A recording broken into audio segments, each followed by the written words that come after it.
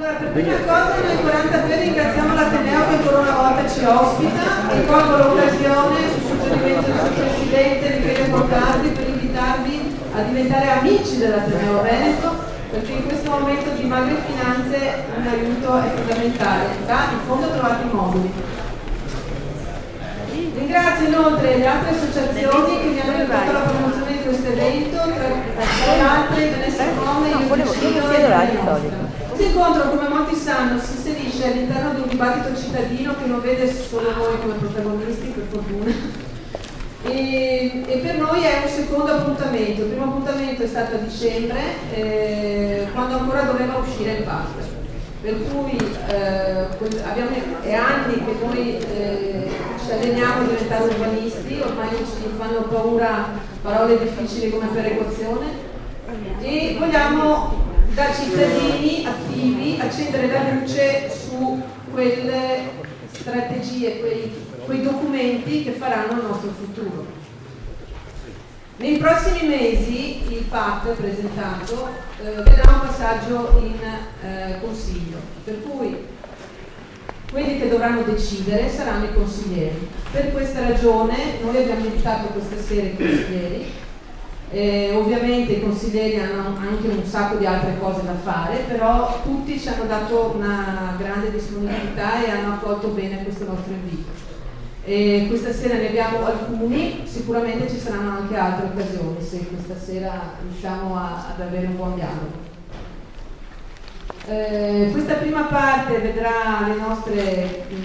perplessità e poi però ci saranno anche domande dal pubblico. Allora, questo è un momento di confronto pubblico tra elettori e eletti, tra cittadini che non danno più delle linee in bianco e che si vogliono occupare della cosa pubblica e chi invece poi è chiamato a decidere sulla cosa pubblica. In questa prima parte si parla di piano di assetto del territorio, come sapete ovviamente tutti, una prima parte introduttiva dove Marco Zordan e Vincenzo Casali del direttivo 40 per Venezia focalizzeranno i punti della discussione. Poi l'intervento, il confronto su quei punti evidenziati, il confronto con i consiglieri comunali presenti. Il mio compito sarà invitare gli organizzatori a domande puntuali e i consiglieri a risposte precise, dirette, magari sgradevoli se dovranno esserlo, ma precise. Poi ci sarà appunto una seconda parte in cui si aprirà il dibattito pubblico. Chi è interessato a intervenire deve firmare una liberatoria al tavolino là in fondo perché ci sono delle riprese video, ed è atteso l'assessore Micelli che aveva un altro impegno in coincidenza, però ha promesso che arriverà. Il fatto che siamo così in tanti questa sera è anche molto indicativo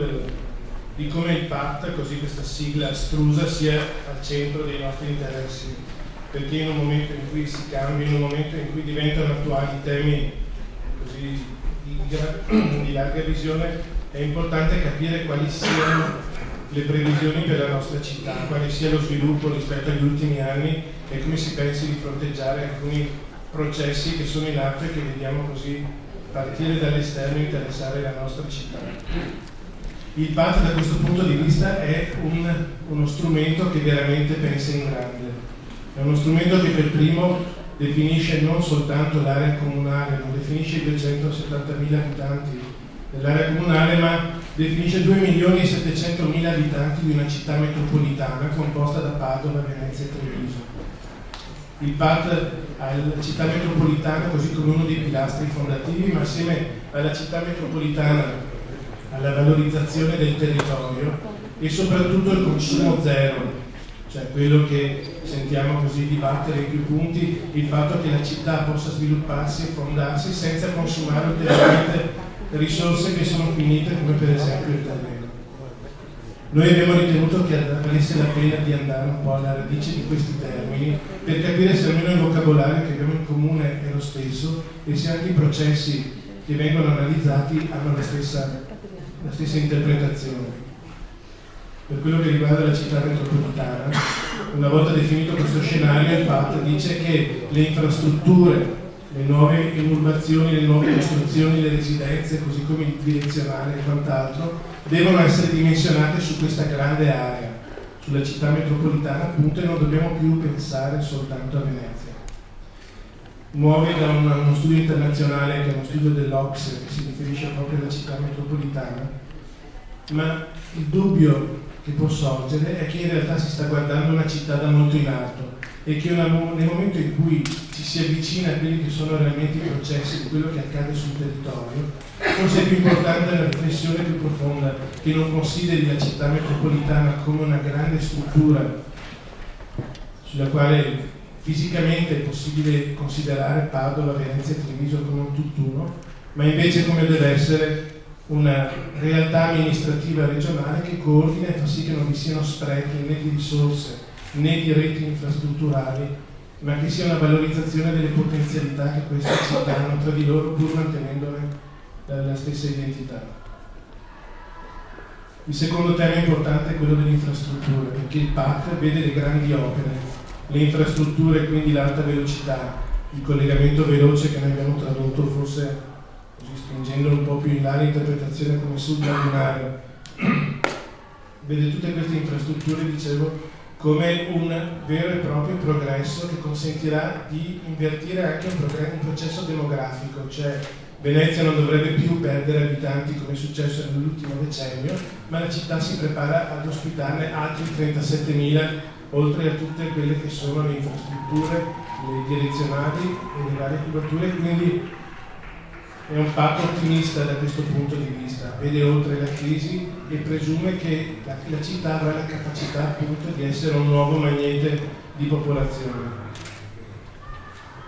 Questo si accompagna a quella che dovrebbe essere un consumo zero di territorio, cioè la città verde in qualche modo, la città che sa valorizzare una cintura verde che si dispone attorno per confinare così la città del terraferma e una cintura blu invece dal lato della laguna che circoscrive Venezia. In realtà, andando un po' nel dettaglio, si vede che esistono numeri molto grandi, esistono numeri che parlano di oltre 5.600.000 metri cubi di nuova residenza, di nuove direzionali, di nuovi edifici che verranno realizzati e principalmente si può dire sì, in zone umide, la zona di Mestre Est piuttosto che la zona di Tessera, e Tessera da questo punto di vista, ricorderete forse la vicenda del quadrante di Tessera, recita un ruolo da protagonista perché è crocevia delle infrastrutture ed è anche il polo dove si dovrà sviluppare così la maggior parte della nuova cubatura. È importante perché viene presentata come ampliamento di Mestre,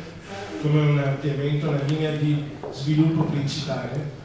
Però in realtà se andiamo a vedere quel trasferimento, noi abbiamo interpretato come trasferimento dalla stazione di Mestre a quella di Tessera, con il crocevia di infrastrutture che vengono realizzate, vuol dire che lo sviluppo della città in realtà è una nuova città. La città metropolitana ha il suo cuore a Tessera e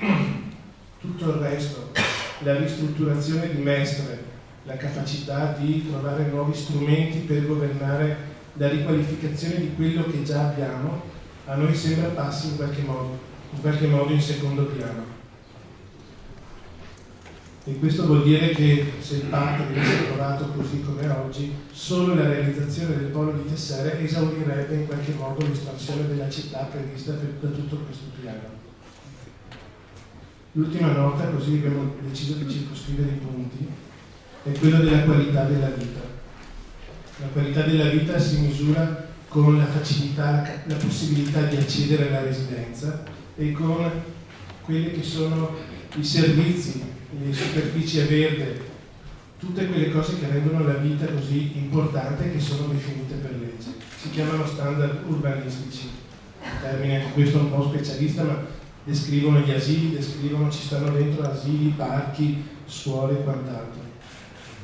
In realtà il PAT fa esattamente un'operazione molto ortodossa e quantifica queste necessità di servizi sulla base dei residenti. Sulla base dei residenti, ma né Mestre né Venezia sono esattamente i residenti.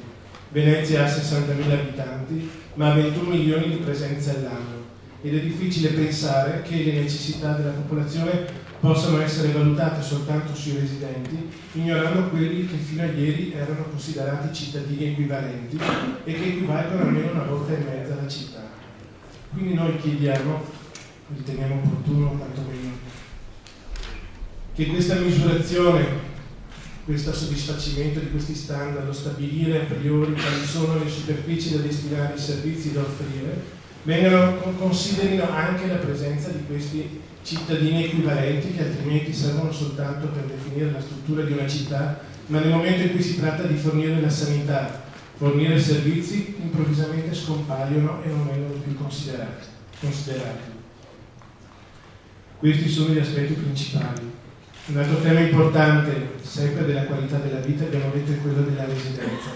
Il PAT, piano di assetto del territorio, sviluppa un'analisi molto puntuale di quelle che sono le necessità della residenza, l'aumentare della difficoltà ad accedere all'acquisto della casa, ma anche l'aumentare delle difficoltà che vi sono nel poter pagare gli affitti e quindi l'aumento dell'assistenza del comune in questo senso e quant'altro. Però il PAT in realtà non definisce, e qui soprattutto per Venezia, non definisce che la nuova residenza debba essere di tipo convenzionato, quindi la residenza offerta alle giovani coppie, la residenza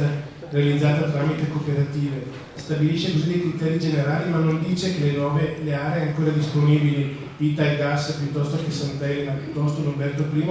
debbano essere aree destinate ad edilizia residenziale di tipo convenzionato piuttosto che edilizia pubblica o social housing. Viene indicato così come scenario sullo sfondo, ma mentre si è più puntuali su molti altri aspetti, a Venezia,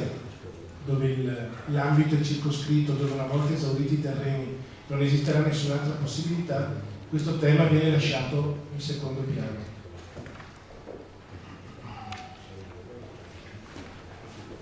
Per concludere,